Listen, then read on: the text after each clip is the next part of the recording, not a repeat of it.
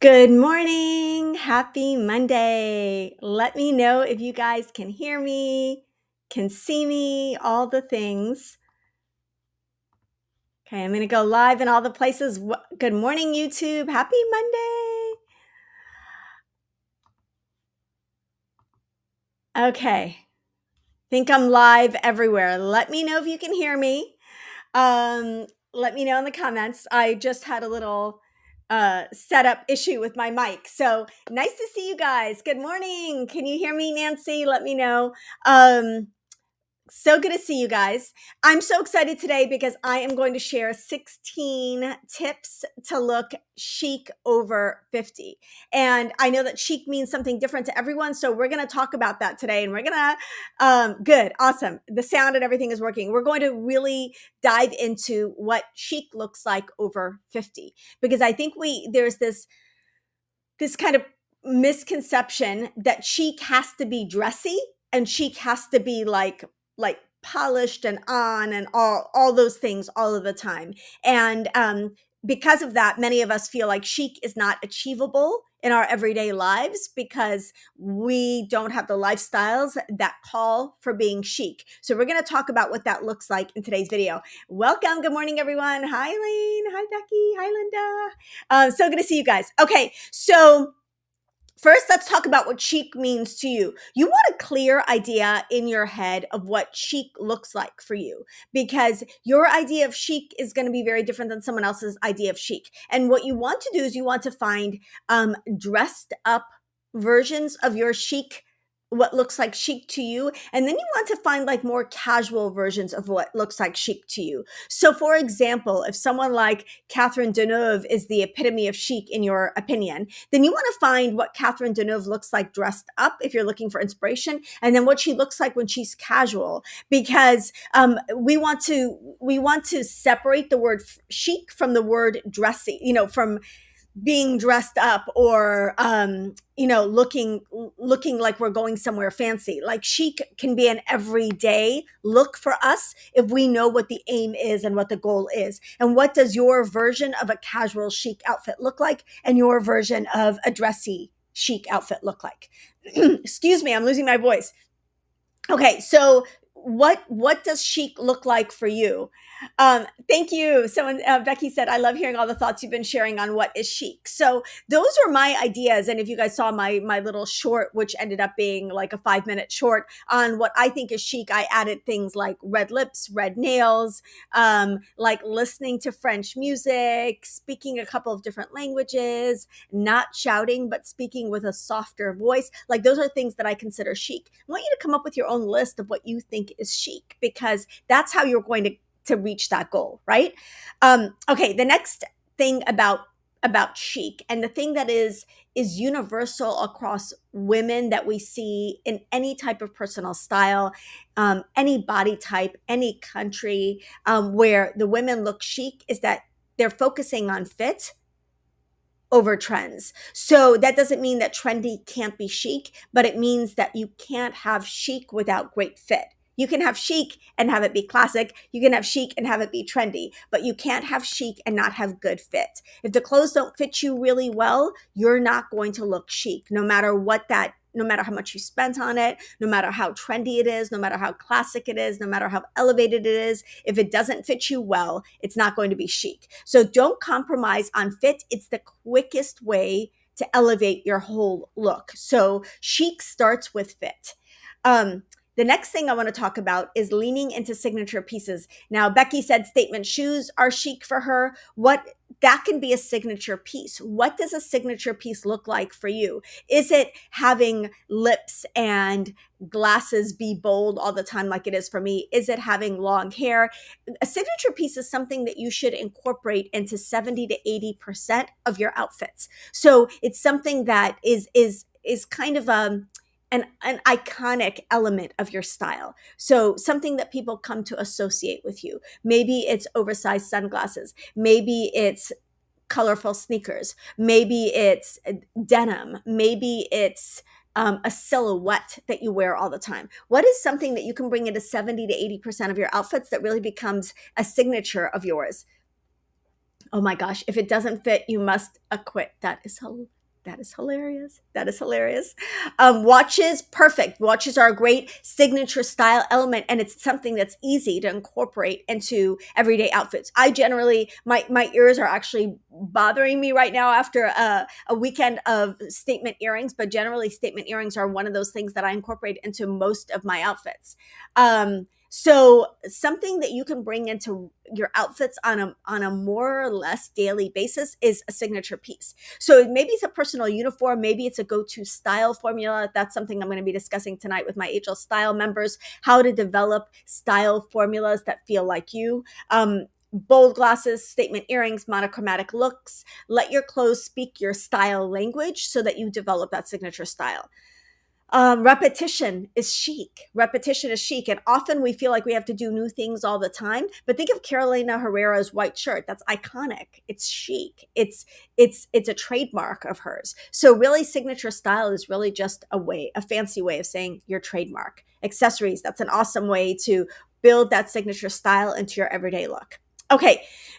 Speaking of accessories, the next tip is to keep accessories intentional. So this is the thing. If we're wearing accessories just because we're like, okay, I've got to check the box of wearing a necklace or wearing a ring, wearing earrings, whatever, we miss an opportunity to make our accessories sing and make our and use our accessories to bring our outfits to life.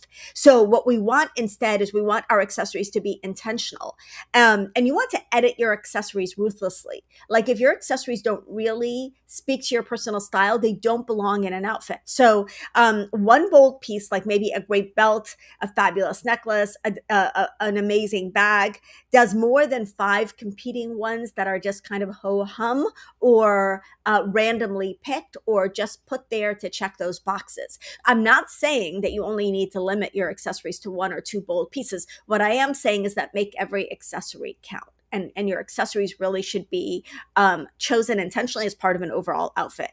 So sunglasses, watches, and shoes say a lot. Make sure that they're giving the message that you want to give, right? Like just any old glasses or glasses that are amazing. Any old sunglasses or sunglasses that really are amazing. Is your watch just a watch, or is your watch a statement of your style? Are your shoes something to cover your feet, or are your shoes a signature style element? Okay, next, pay attention to grooming. So I've said this before. It bears repeating though, because I think we all need that reminder that if you want to look your best, you've got to start with grooming. Because if you have great grooming and your outfit is ho hum, you're still going to look better than the reverse. If you've got a great outfit, but your grooming is not great, your hair isn't its best, you don't have any makeup on, your nails look raggedy, maybe you forgot to spritz your perfume or shower that day, whatever. Like those things are so critical and truly like that's the minimal standard that we need every day. Grooming is like the thing that we need every single day to feel chic. If you just stayed in your sweats, but your hair, your skin, whatever you wanted in terms of your makeup and your nails, if that box was checked, you're going to look and feel chic and a million times better, again, than wearing a polished outfit and not checking the beauty box. So grooming is so important. The goal is not for us to look 25. That I feel like it's futile, it's depressing. The goal is to just look our best and take care of ourselves. Okay, next, this is one of my favorites. Curate, don't accumulate. Curate, don't accumulate. When I do shopping videos, the idea is not for you to buy all 974 items I feature in a marathon shopping video. The idea is to look at everything through the lens of your personal style.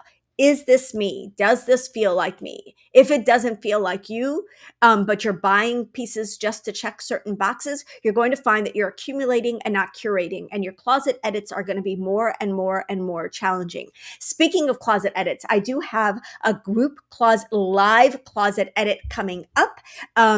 if you are interested in that, it's going to be available to my Style Confidence Club members, as well as my Ageless Style Program members. We're doing like a 3-hour guided closet edit together. So if you're interested in that, comment edit, and I will get you the link to join us for that closet edit. We're going to be doing it in early May. So again, though, what you want to be doing is you want to be looking at everything in your closet and anything that's entering your closet, anything you're considering shopping for spring and summer, through that lens of curating and not accumulating. You want to ask yourself, am I still going to love and want to wear this in 6 months? Am I still going to love and want to wear this, next summer? Is this really an extension of my personal style, or am I checking a box that is a trend box, or a specific item box that doesn't really feel like me? So fewer better things equals confidence in your closet equals easier future closet edits. And when you're going through your closet and you're curating your accessories, I want you to assign a 1, 2, or 3 to all of your accessories. 1 means yes, yes, yes, I'm going to keep this. You could not pry this out of my hands. A 2 is well, this fills a need in my wardrobe right now, but I would consider replacing this with a better version. And then the 3s just need to go, right? So depending on how much you have, you may decide that the 2s and 3s can be purged, and the 1s are the pieces that you're going to be working with. So be really intentional and curate, don't accumulate. Accessories, shoes, jeans, clothes, you want to apply this to everything in your wardrobe. Okay, next is to walk with confidence. Something I'm working on is keeping my shoulders back, working on the tech neck and the hump at the back. But like, we want good posture, and we want to walk like we are open to talking to people. We want to walk with a friendly and just an open air, and we want to walk with confidence. It changes truly if you walk into a room slumped over because you're second guessing your wardrobe choices. That's going to read much more loudly than what you're actually wearing. Truly, even if you don't feel like that outfit choice was the best, or you're second guessing your wardrobe choices, walk into the room like everybody is going to be admiring that outfit. Shoulders back, smile on your face. People respond to your energy way more than they respond to just what you're wearing. They respond to how you feel about what you're wearing. So walk with confidence.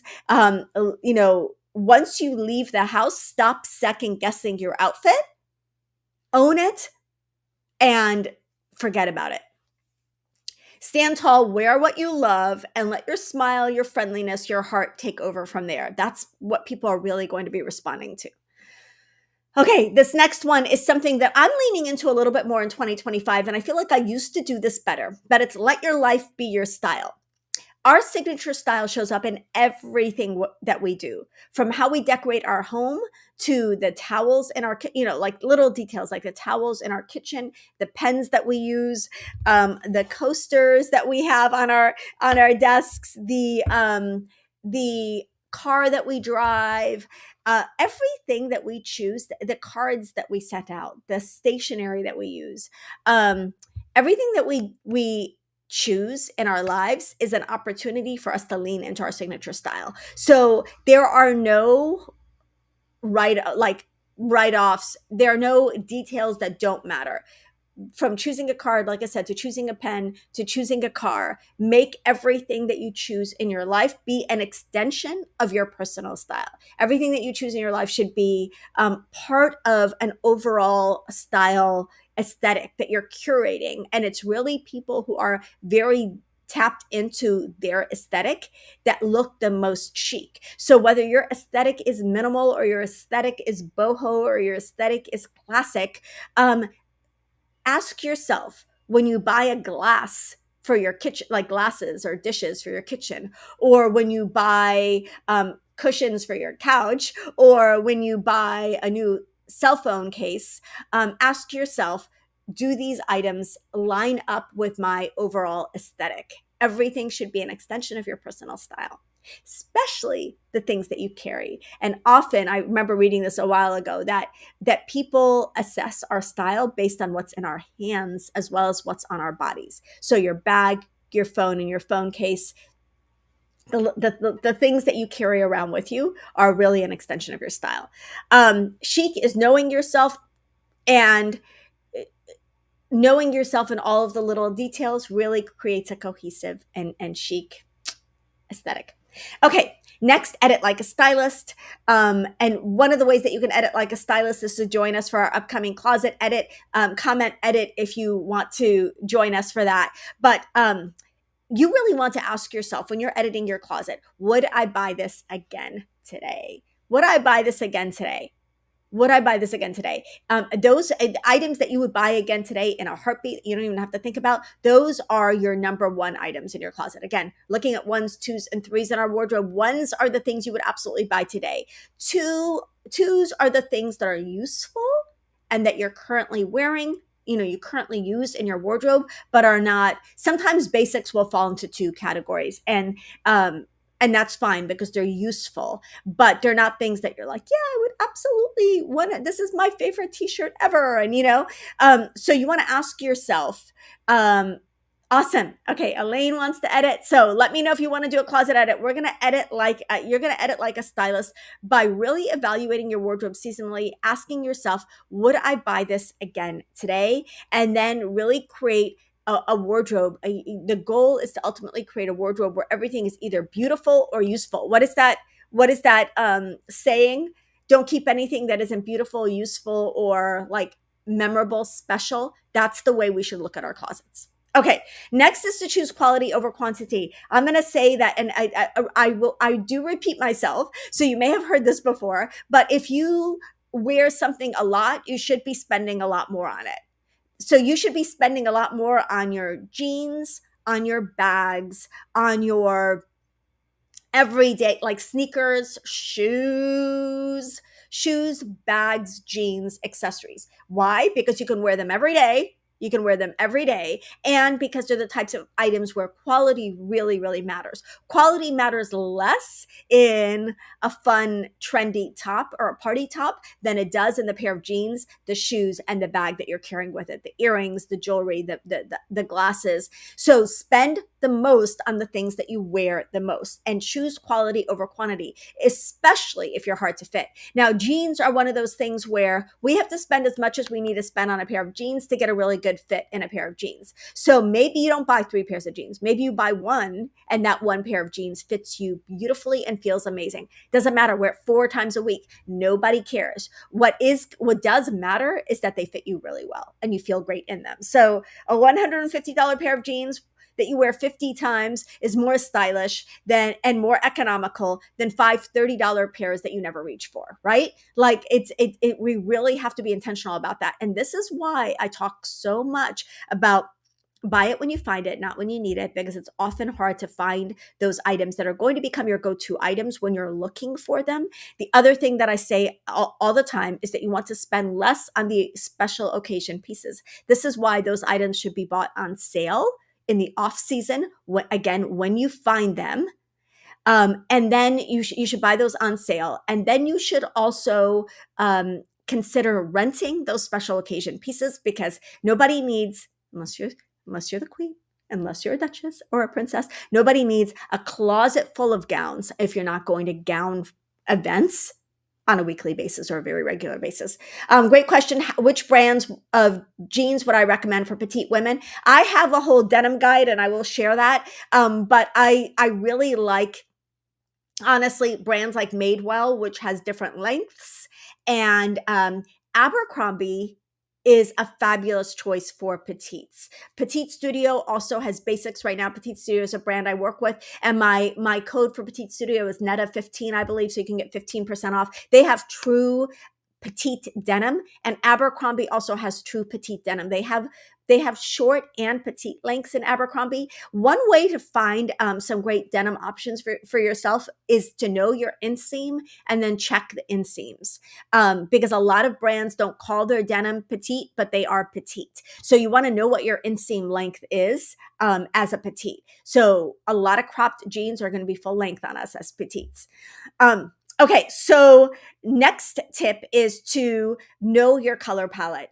It's not going to be chic Ooh, chic is a new statement word for you. Yes, Linda. It's not going to be chic on you if the color drains you of life and makes you look tired and sad. Like nobody needs that kind of aggravation and misery in their lives. And this is what I talked to a client about recently. She was shopping at Nordstrom. She's shopping for a trip, and so she was texting me while we were shopping, and she tried on. She's got deep coloring like me, and she tried on a beige outfit, and it was a really cute Free People jumpsuit that she wants to take with her on a beach holiday. And she said, "What do you think of this jumpsuit?" I said, "Love the jumpsuit, don't love the color. You've got deep coloring. And unless you want to work really hard, for that beige jumpsuit to not wash you out, choose it in a different color." We ended up going with red instead. And red is a color that essentially works like makeup for a deep person. Or, picking the right color can mean that you don't have to wear makeup at all, or that you can wear less makeup. I always feel like a little makeup is always going to help, but you are starting so far ahead, and the right color reflects color onto your face. So you need to do less here to look your best. White is a color that works really, really well on me. And so when I wear white, I don't have to wear as much concealer. But if I wear beige, I have to pile on the concealer. I need extra blush. I need proper lighting. I need a fan machine. I need to do everything possible to counteract the effect of beige on my face. So colors are so, so important, and you're not going to feel great in colors that rob your skin and your face of its glow. Let's face it. Nobody needs that kind of aggravation in their lives. Nobody needs to work that hard. Shop more intelligently, and in a color palette that works for you, so that you can work a little less hard at your wardrobe. Okay, next, master the third piece rule. There is no such thing as a two-piece outfit or a three-piece outfit if you're counting shoes, right? We need, in order to not be naked and to leave the house, we often need 2 to 3 pieces in an outfit. The basics, the bare minimum, is a dress and shoes, or a top, a bottom, and shoes, right? That's the basic outfit. Anything beyond that is something that is an opportunity for you to insert your personal style. So basic outfits, a dress and shoes, or a top, bottom, and shoes, are not enough to look chic, to look polished, to have the outfit look pulled together. So if you feel like your outfits are ho-hum, you want to ask yourself, what is this outfit missing? And add a third piece. Maybe that piece is a blazer. Maybe it's a scarf. Maybe it's a statement necklace. Maybe it's a structured cardigan. Maybe it's a bag as we get into summer, or a hat, or a great pair of sunglasses. But if we don't add a third piece to an outfit, we're not going to have a cohesive look, and we're not going to have that chic and stylish look that we're looking for. So a third piece, again, is going to look different in fall, winter, when we're going to be doing more blazers, more jackets, more coats, than it is in spring, summer, when they might be, our third piece might be a great bag, a great pair of sunglasses, maybe a straw hat. But what are those completer pieces, those finishing touches to an outfit that are going to bring the outfit together and really be a trademark of your personal style? Okay, next, tailor your staples. This is something that we see really, really stylish women do. You think Carolina Herrera just threw on a glamorous white shirt off the rack, and that's why she looks so amazing? No. Of course, she's dressed in a very elevated and very chic way. But even look at someone like Jennifer Aniston. I've commented in the past that everything that she wears is tailored and tweaked to her body. So she has tailored her t-shirts, and tailored her denim, and tailored her this old thing, casual jackets that we know look very, very intentional. Why do they look intentional? Because the color palette is on point and the fit is perfect. So the pieces that you wear, in the same way that the pieces that you wear all the time should be the pieces that you spend the most money on, the pieces that you wear all the time should also be the pieces where the fit is the best that it can be, because you're wearing them all the time. And so you're going to get a lot more mileage out of tailoring those pieces and making sure the fit is amazing in those pieces than you are in tailoring, an item that you're going to wear for 3 hours to a cocktail party. Okay, know when to go minimal and when to go bold. This is going to be an expression of your personal style, but sometimes, no matter, even if your style is more statement-y, like mine is, sometimes in some occasions and maybe some moods, you're going to have a more minimal mood for you. And other times you're going to go in a more maximal direction for you. And so that's going to be within the parameters of your own personal style. So I'm going to have my version of a minimal look and my version of a maximal look. My maximal look might be minimal to someone else. My minimal look might be maximal to someone else. And it's all relative to your personal style. And that really is the epitome of chic. What does a minimal look like for you? What does a maximal look like for you?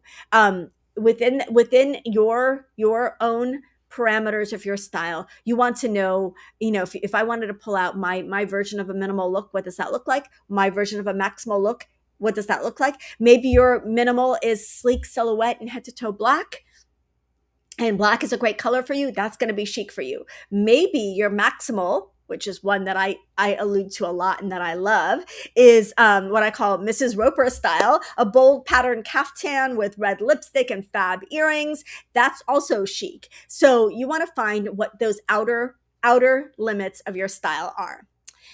Okay, upgrade your everyday pieces. I've talked about this a little bit. Your jeans should be the best jeans that you can find. Your tees should be your white shirts, whatever your shorts, your sneakers, your flats, whatever those pieces are that you reach for a lot.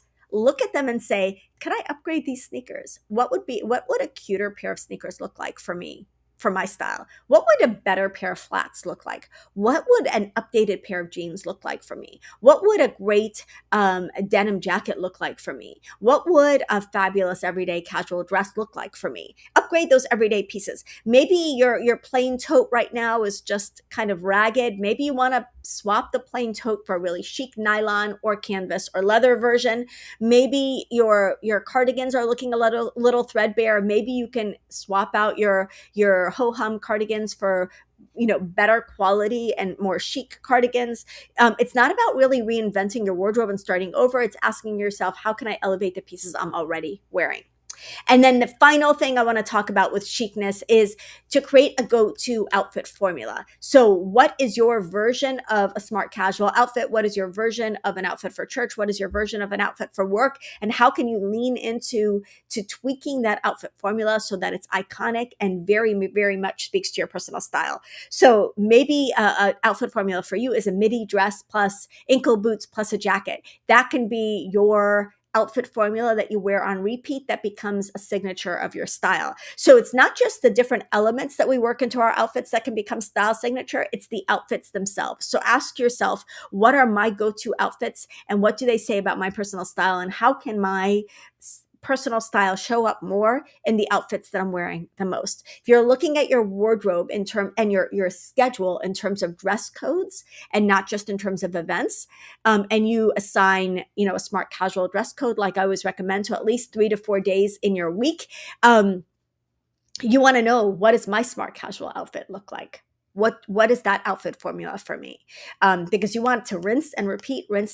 You want that go-to outfit formula that's going to be a trademark of your chic signature style. So having a go-to formula saves time and builds confidence. And chic is really about finding a confidence-inspiring formula, finding a confidence-inspiring wardrobe, creating a signature look that makes you feel most like you, most authentic, and most at ease.